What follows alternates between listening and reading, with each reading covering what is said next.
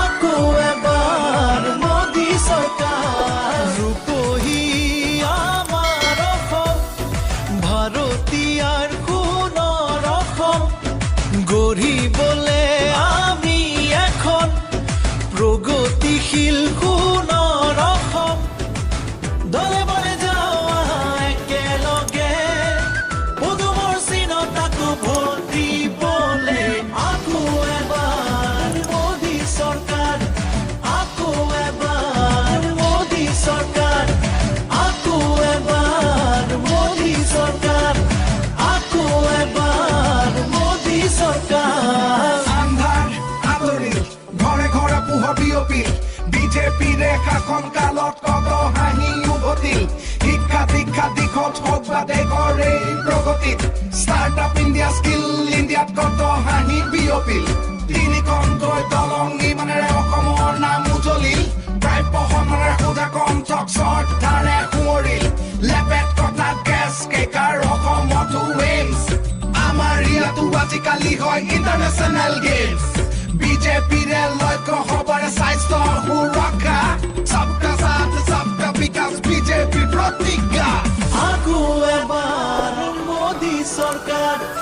আকৌ এবাৰ মোদী চৰকাৰ লুইতাৰু বৰাকৰ দুয়ো পাৰো জ্বলিল পাহাৰে ভৈয়ামে পদুমৰ ফুল ফুলিল ৰাইজ আৰু প্ৰকৃতি আঁচনিৰে বিকশিল দুৰ্নীতি কুশাসন নিমিষতে আঁতৰিল ঘৰে ঘৰে সুখৰ পোহৰ বিয়পিল বাটে ঘাটে উন্নয়নৰ নিচান জিলিকিল দলে বলে যাওঁ একেলগে পদুমৰ চিনত আকৌ ভোট দিবলে আকৌ এবাৰ মোদী চৰকাৰ আকৌ এবাৰ মোদী চৰকাৰ আকৌ এবাৰ মোদী চৰকাৰ আকৌ এবাৰ মোদী চৰকাৰ কেঁচা পাতত টেক্স নাই আৰু মিয়াদী পতাৰ মাটি পায় ঘৰে ঘৰে আই মাতৃয়ে উজালাৰে গেছ পায় অসম আজি আগবাঢ়ি গ'ল